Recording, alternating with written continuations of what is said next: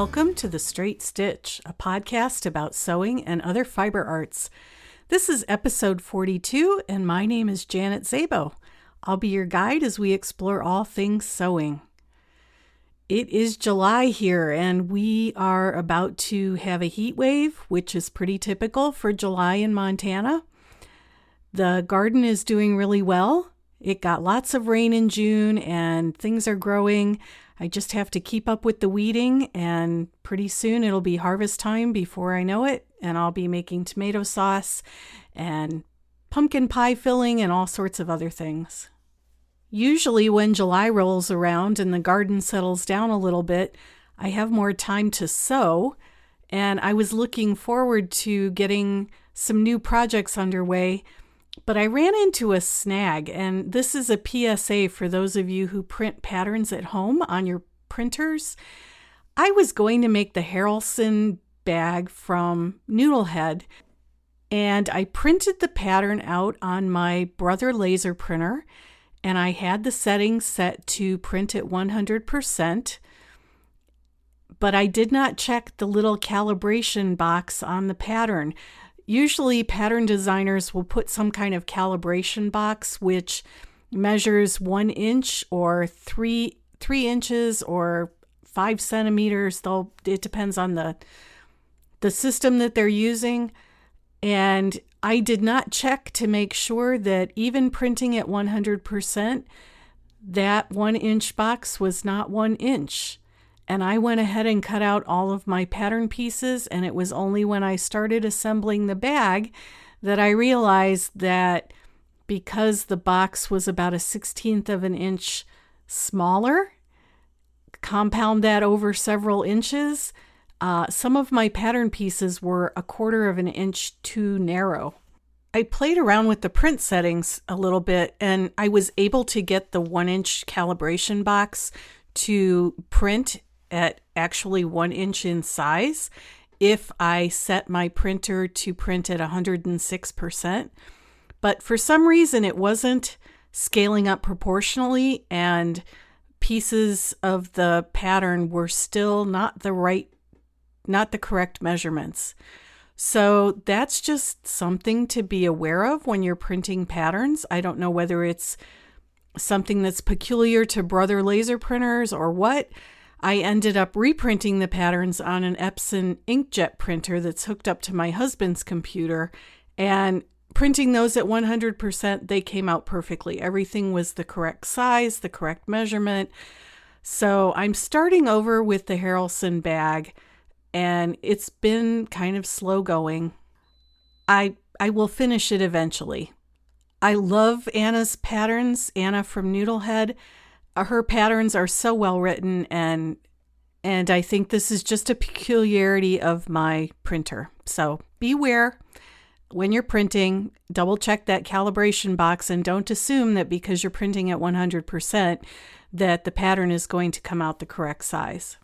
My Sojo disappeared for a few days after that, but I'm hoping to get back into the swing of things and get a few more projects moved along and finished, and maybe start a couple of new ones. So that's what I've been sewing. I've got another interview for you today. My guest on this episode of the podcast is Cheryl Espinosa, and she has an Etsy store called Aunt Honey's Estate, and she collects and sells vintage sewing patterns.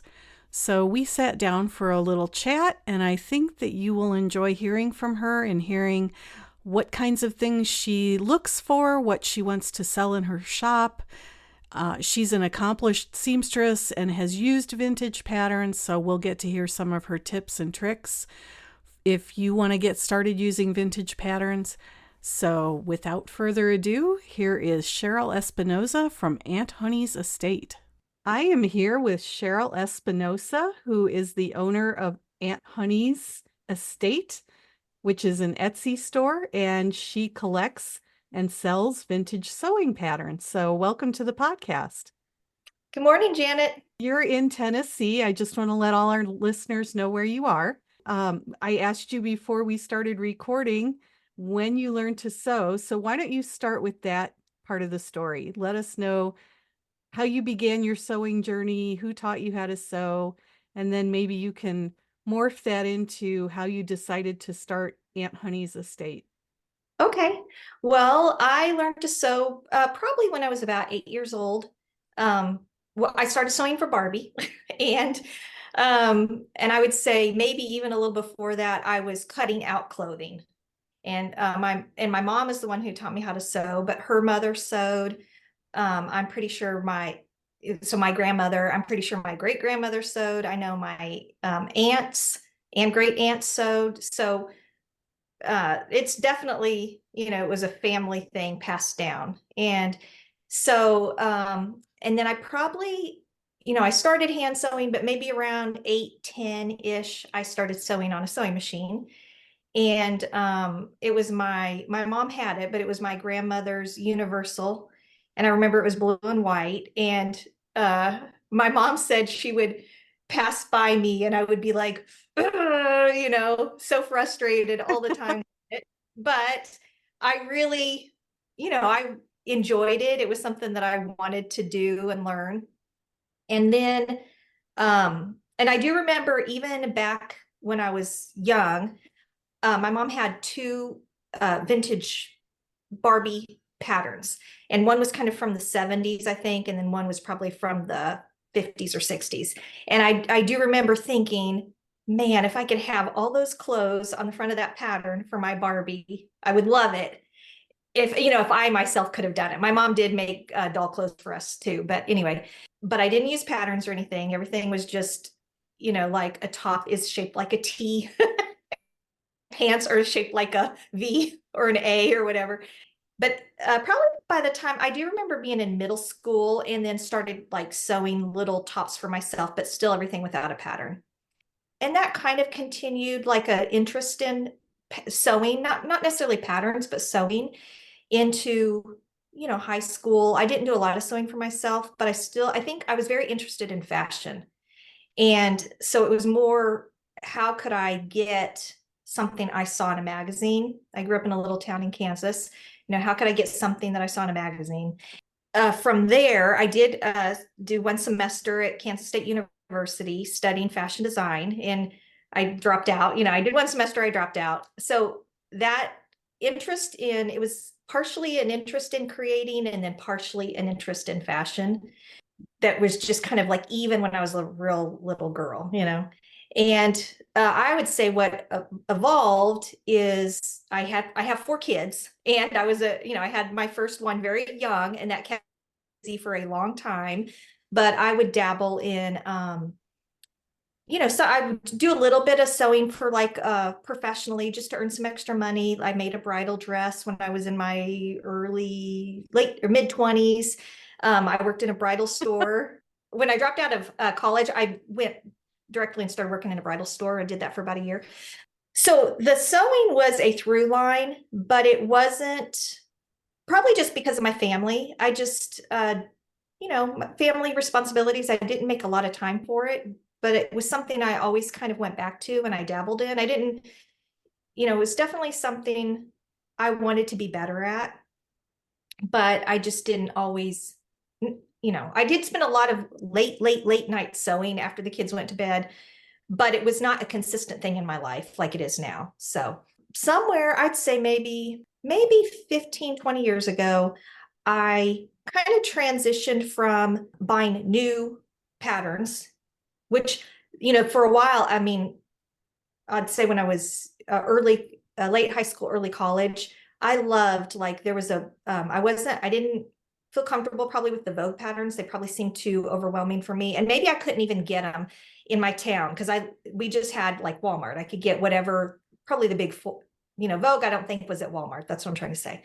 But anyway, so McCall's had a line, and I think it was either Individualist, which maybe Vogue makes, or NYNY, and they seemed very high fashion. So I remember I really liked those, and I would collect them, even though I maybe only made one or two things from them. But I remember kind of collecting those patterns. But anyway, I'd say maybe 15, 20 years ago, I just recognized one, I found a little bit more time, but also I recognized that the big four patterns that I was seeing, they didn't really have what I was looking for as far as like, I really do like detailed.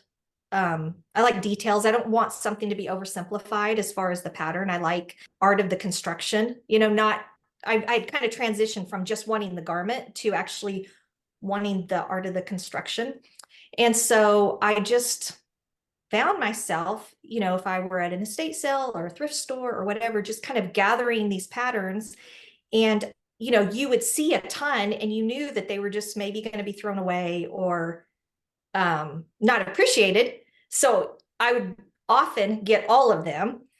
And then what happened is, and I've been on Etsy for 10 years. So I started in 2014. So somewhere along the line, I recognized, okay, I have all these patterns. I truly appreciate them, but I know that they're not all for me. Like I don't necessarily sew 50s style dresses for myself. So, and my youngest son was getting older, and I just thought, maybe I should start an Etsy shop too, because basically this is my estate.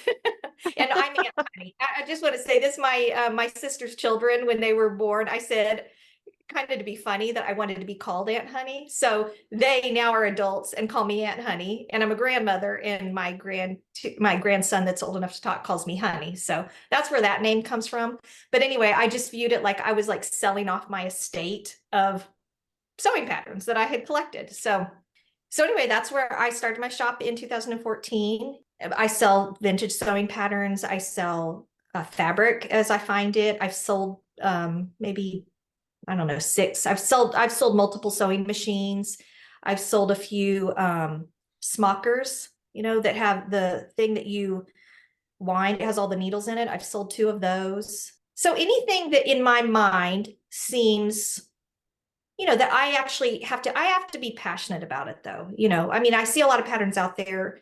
If I'm not, even if it's newer, I just actually have to have an interest in it for me to want to put it in my shop. So that's how I got started. I have Yeah. 2 questions. Okay. Do you still have the universal sewing machine? No, I don't think. I was asking my mom. I don't think she does. And that was my mom. That was my grandmother's and my mom. So my mom, my sister, and I also, and we all have. I have the 503A Rocketeer, and then my mom sews on a 401, and then my sister sews on a 301. My sister's a quilter. She does the long arm quilting too. But anyway, so we all are in that slant needle, Sure. gear driven. Yes, that's what we love, and we all have multiples. Because we want parts, and we always want our sewing machines to be able to sew on. So, which is a funny, quirky thing about the 3 of us.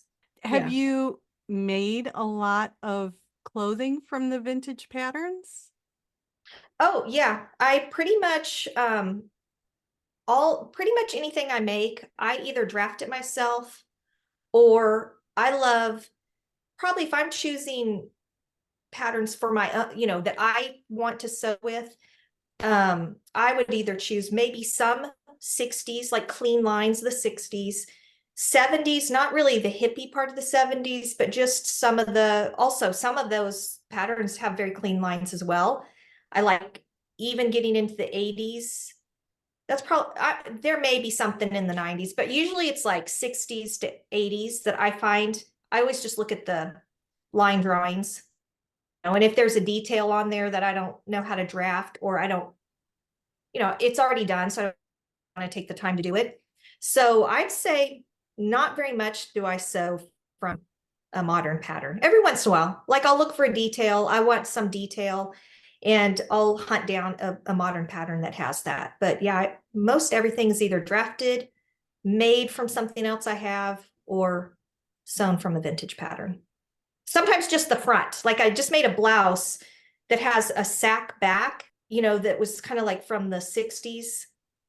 So I just found that pattern to draft. I drafted the front, but I wanted the detail of that for the back. So to get the proportions right, I found that pattern. And do you find that there are significant differences? I know you mentioned that sometimes more modern patterns are maybe dumbed down, if that's a good way to put it. Well, okay. Yeah, okay. I'm sure that if you make modern patterns, um, you have an opinion.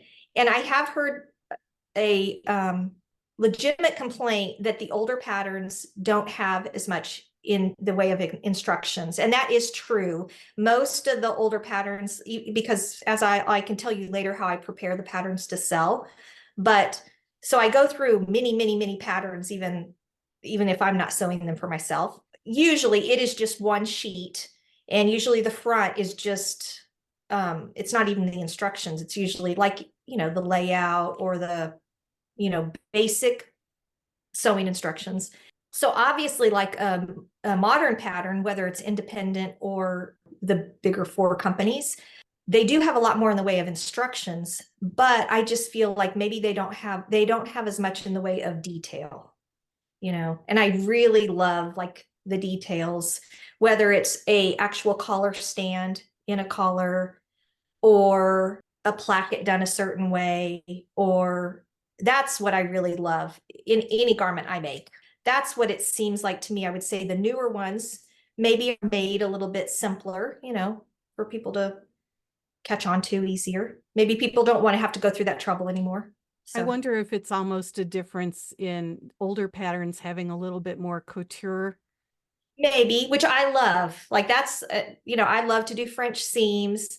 I love to do hand sewn hems often, not always, but often. Um, I like everything to look pretty on the inside too. So it could be that. I'm not an expert in all of this, but it's just what I've seen for myself. So I have noticed the same thing. I was a knitting designer for a long time, and I have noticed the same thing with older knitting patterns. They mm, assume that you were taught certain yes, skills, yes. and so they don't elaborate on those in the pattern. Yes. Yes. And I actually sew, my sewing area is a big, huge closet in my dining room. And so I just recently took everything out of it, repainted it. And I wanted to put everything, I wanted to try to pull some of my things and make it just a little, if I could declutter any, I wanted to do that. And what was funny is my pile of books is probably as actually I may have more square footage of books than my own personal patterns. There are all these books from like mostly from some from the 40s, but mostly from the 60s, and then drafting books. And one, I didn't want to get rid of them, but that's actually where anytime I'm stuck on something, obviously I go to YouTube or look something up, but I often will go to these books. So it doesn't bother me that the pattern doesn't have the information or the instructions aren't there, because the information is there to be found. But the pattern itself, I feel like, is drafted so well. Personally, that's been my experience. So drafted so well in terms of measurements or details, Maybe all of the above.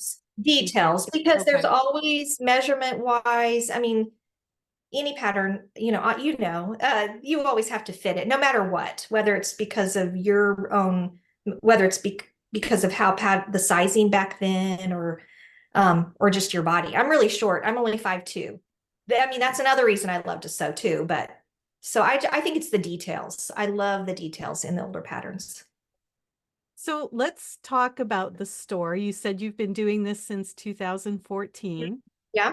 So where do you find your patterns? Okay. I used to be able to find patterns, and I still can sometimes at thrift stores, especially like if I go home to visit my mom. I always check her thrift store in where I grew up.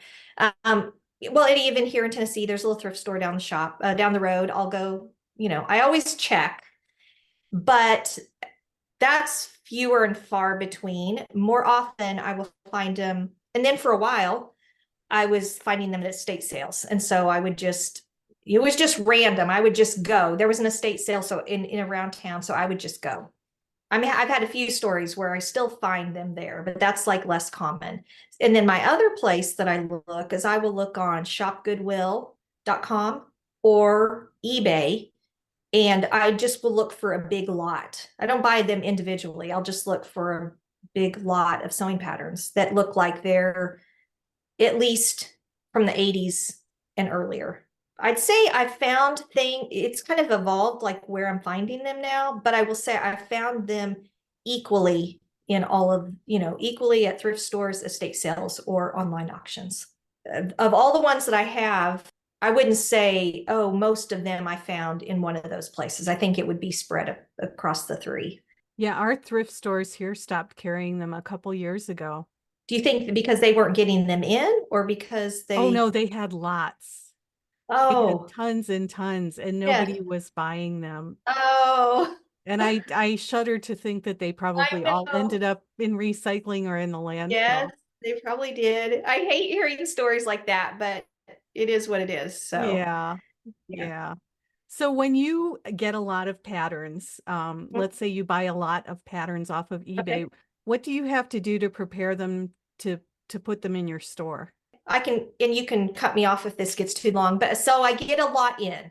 And let's just assume that they're all, because I've bought them before at a low price, knowing that the condition may be terrible. And I have gotten some in before that either they had been water damaged or one time they smelt terrible.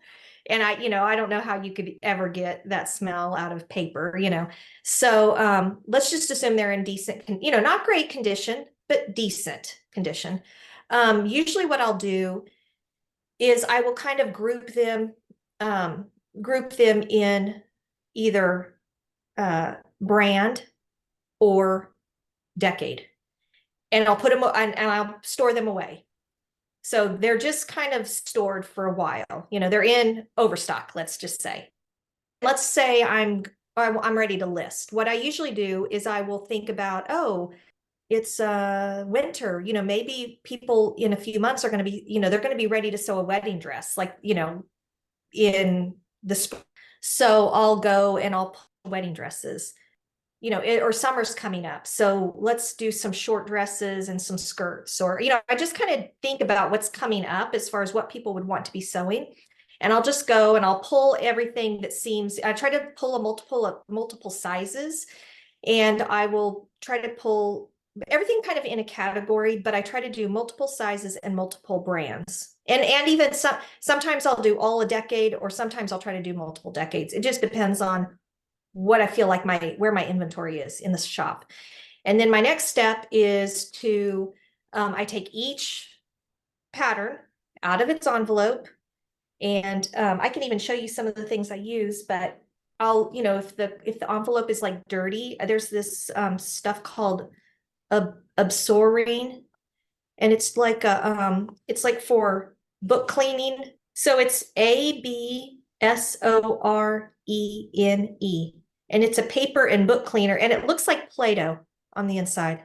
And you just take a little marble size of it, and you can rub it on the pattern. Not on, you couldn't do it on the tissue, but on the cover, or I'll use a soft eraser, and I'll clean the front of it. I also use a little brush like this it's like a wallpaper brush with natural bristles to help with the tissue, to like smooth it all out. So at first I will make sure I take a little inventory. Are all the pieces there? Is missing anything? I put incomplete. To decide if I'm going to sell it or not, it depends on what is the maybe value of it. How rare is it? Is it really old? Or even if it were like 1970s, but it's only missing a facing, I would still sell it, but just disclose that. Then usually if I decide to go ahead with that pattern, sometimes I don't, sometimes there's just too much missing and I just, redonate it or whatever. But then the next thing I do is usually I smooth everything out, and I usually iron all the pieces. I lay them all out and then refold them, not individually, but kind of how they come when you get them originally. The other thing I do use, and this is more for myself, not as much for patterns I sell. Some patterns I will do this too. It's this product called Filmoplast, and it's very, very thin. It's like an invisible repair tape, but it's archival. So sometimes if a pattern envelope is almost too fragile to even store, but it seems worthwhile to sell, I will not, I won't completely retape the pattern, but like say there's a big chunk off of the lady's face or whatever, I'll just secure that one area. So, but for myself, I definitely use these for my own patterns because I'm not trying to preserve, I'm preserving them for myself. Anyway, after the pattern's all ready and it's inventoried and it's ironed, usually it needs to be ironed, but ironed and put back into very nice shape. Then I take pictures. Then I start listing them on Etsy. And then I store, then those are all stored in an inventory until they sell.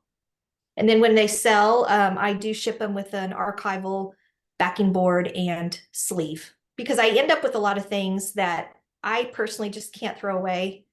I think they have value, but they may not be worth selling. So I usually try to include with every purchase because, the shipping price is set at the lowest it can be, but there's room weight wise in that package usually, unless it's international. And so I usually try to include a pattern or a zipper, or usually it's a pattern that's in their size range, hopefully in their decade that they chose. That's part of the whole process, of shipping out a pattern to somebody. I was looking at your store and you have, as you said, you have them separated by decade Yes. mostly. And then I noticed you also have some vintage trims Yes. and older books, sewing books. Yeah. Yeah, I've sold a lot of older sewing books. I don't know how many I have right now in my stock, but I forgot about that. Yeah, anything, I'll kind of go in phases. Like those are all categories that I want to keep open on my shop, but I'll go in phases of how I fill them up.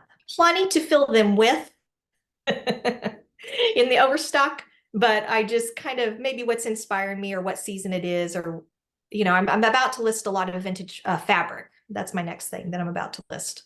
Is the vintage fabric another estate sale find or? Mostly, yes, and thrift store. I do find I haven't actually I just went to an estate sale in Cleveland, Tennessee, just last weekend, which was fun.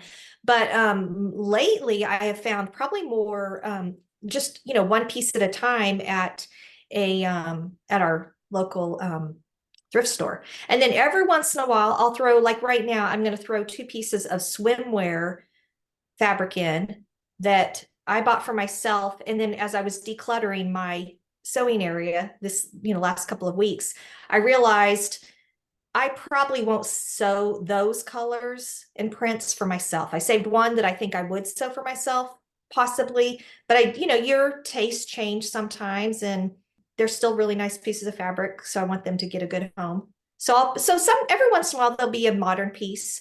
I made a Susan Kalji couture jacket a few years ago. And when I did that, it was a whole new experience. So I was sourcing lint tweed. So I sourced probably, I think 2 or 3 pieces that I ended up not choosing for my project. So then I put those in my shop. So sometimes I will do new fabric. Good way to clean out your stash, probably. Yes. Yeah. Yeah. And find it a good home. Yeah. So what advice would you have for people that want to try and start using vintage patterns? Well, I would say always look at everybody says this, but if you're sewing, you always look at the measurements, not the size. That's basic.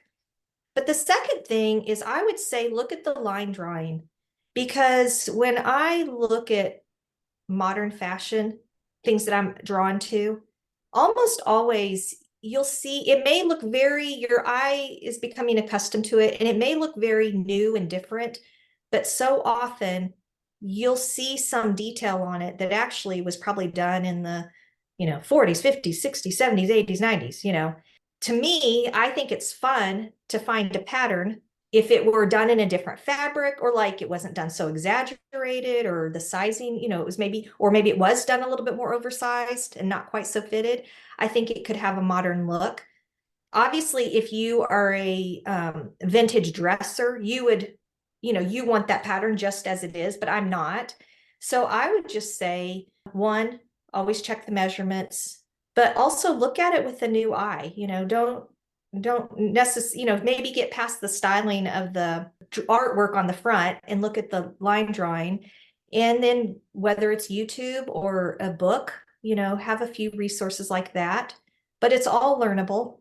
I think maybe, I don't know what puts people off on them if they're not into them. I don't know if it's the instructions and or if it's the styling. Maybe some people think, well, I'm not a vintage dresser. I'm not drawn to that, but I'm not a vintage dresser either, but I love vintage sewing patterns. I've said this before, my younger daughter is a buyer for Nordstrom. And Hmm. so I like to go shopping with her. And Yes, yeah. especially this year, I was looking at some things and saying, oh, Laura Ashley, I saw that 40 years ago.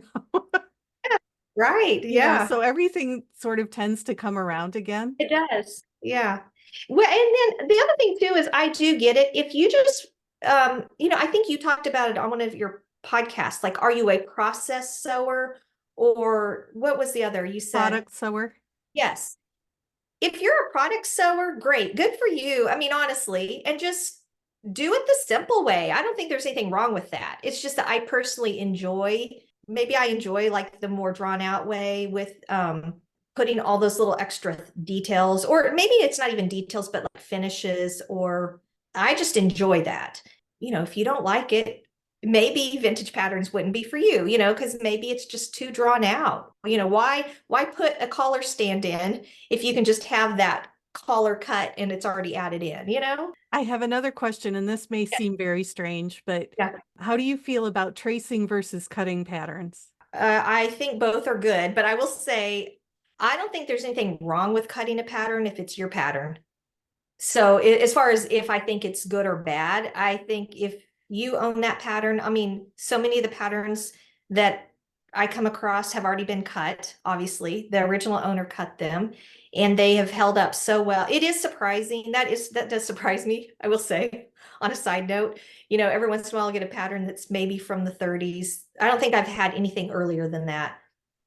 And it is just shocking to me how now some things haven't held up well, but it is shocking how well some patterns, that thin tissue, holds up. But anyway, so if it's your pattern, do what you want to do with it. And as far as for myself, maybe because I do both. Now that I sell them, if I came across what I would think is a valuable vintage pattern, I would probably have a hard time cutting it. But I also draft a lot of my own patterns, and I draft a lot off of clothing, where you're doing that tracing method. So I have done both, and I see the need or the advantage of both. But I do think if you own it, it's your pattern. Actually, I had a woman recently bought a pattern. She was making her Easter dress. She lived in Louisiana. She sent me just the most adorable picture. It was a 1960s suit. And when she got it, she said, "Oh, it's in too good a shape. I don't want to cut it." And I said, "Well, you can do whatever you want with it. It's yours." In messaging. And in the end, she decided to trace it off. That was her choice, whatever she wanted to do with it. I asked only because some people have very strong feelings one way or the other. Yeah. Well, I've heard advice one way or the other, but I've never, yeah, I mean, I've heard opinions, but I probably haven't heard, mostly what I hear is if you cut it, then the size, I mean, a lot of the patterns I sell, it's only one size anyway, but you cut it and then it's that size. Right. But I also think, you know what, especially when my kids were younger, you have so little time to sew. And whatever, I just love people sewing. I mean, honestly, that's what it is. I love people sewing and creating. And so if it is just too onerous to cut that pattern out, then cut out your fabric, I get it. So, I mean, to trace it, I'm sorry, trace it and then cut that tracing out, then cut your fabric out. Anyway, I don't probably have a strong opinion on it. I That's see advantage. okay. So what do you think is coming next for your store? Are you going to add anything? Are you just going Well, I should not look for any more. I have plenty. I have plenty of stuff to list. Um, I think Etsy's changing just a little bit, and I'm always evaluating, is that a good place to sell? It still seems like it is. I like how curated it is. And it does seem like when people are looking for patterns, I think people just Google what they're looking for, and Etsy pops up a lot. So I think I would stay there. I'm probably just, I do have things that I'm preparing to list right now, and I will continue to do that. but I probably am also evaluating how much time because it really does take, if people wonder why patterns, use patterns sell for so much, it really does take a lot of time. Me personally, some people sell patterns just as is, but because I sew, I want to be able to tell the buyer what condition and if that pattern is complete. That's just important to me. And it just takes a lot of time. So I'm trying to evaluate the time it takes. It's not really about the money, it's about connecting the person with the pattern. But at some point, I have to evaluate the time it takes, to prepare them. But I don't think that I don't plan on adding any new sections, if that's what you're asking. I'll probably keep it all kind of what I have there. Every once in a while, like even with the fabric, every once in a while I'll throw in some patterns that maybe are newer that I find interesting. They go in just my 90s or newer section or something. So, but I don't think I'll branch out branch out and put anything new in there. Have I missed anything? Is there anything else we should talk about? I don't think so. I do want to tell you like one story though, because like I said, I love connecting the person with the pattern. And like I told you about the woman who made her Easter outfit and from the like a 1960s Vogue, it was probably, I think it was like a Vogue designer pattern. And I loved that story. And one other, I have, every once in a while, somebody will give me some feedback about, why they were looking for the pattern. And I just love that. That's really what makes it. But there was a story, a woman bought a pattern for a collar, probably from the 40s or 50s. It was one of those patterns that were just collars. And the reason she bought it is she wanted to make her daughter's the collar for her graduation gown for college, because the grandmother and the mother and now the granddaughter all wore the same graduation gown.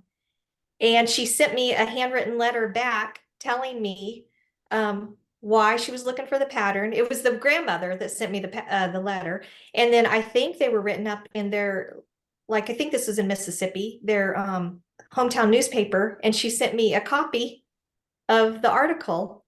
And like that, like, I love that, that she was looking for that collar because maybe I think the original one was damaged and she found it. So that's a why I love wonderful story. Yeah. Yeah. Yeah. So fun things like that. I love hearing that. Sure. Or somebody that's sewing their first, they're just starting to sew. And one young woman wrote me, she made a cowboy shirt for her boyfriend, just things like that. I love hearing that. That's very cool. Yeah. So Yeah. if people want to find you, they can go to Etsy and it's Aunt Honey's Estate. Are you anywhere else on the internet? Do you have an Yes. Instagram Yes. account? I'm on Instagram. And it's also Aunt Honey's Estate. And Okay. mostly I share what I'm sewing personally.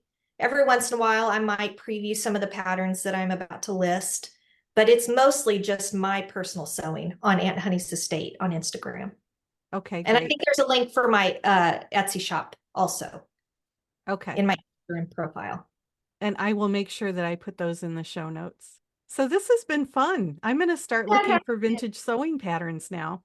Yeah, good. Everyone should. I always keep an eye out for stretch and sew patterns because I Yes. kind of have a soft spot in my heart for stretch and sew patterns. I don't know.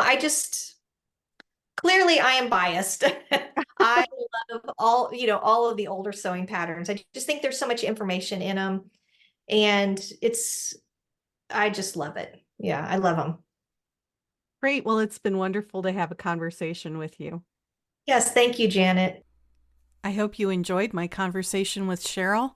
I always learn so much from the people who are guests on my podcast.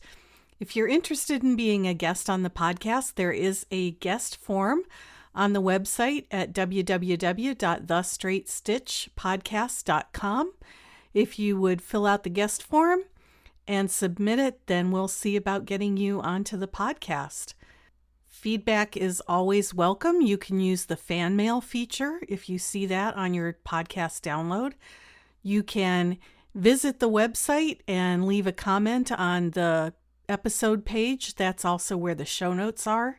You can visit my blog, which is on my personal website, www.janetszabo.com. There are links to my Big Sky Knitting Designs website there, and I post 2 to 3 times a week, sometimes more often, sometimes less often, depending on what's going on. On my blog about what's happening here in Montana, I usually have pictures of my personal sewing projects there. So that's a good place to visit. Or you can email me at janet@janetszabo.com. So I look forward to hearing from you. If it's hot where you are, I hope you stay cool. If it's cool where you are, I hope you warm up. And in any case, I hope you get to go sew something.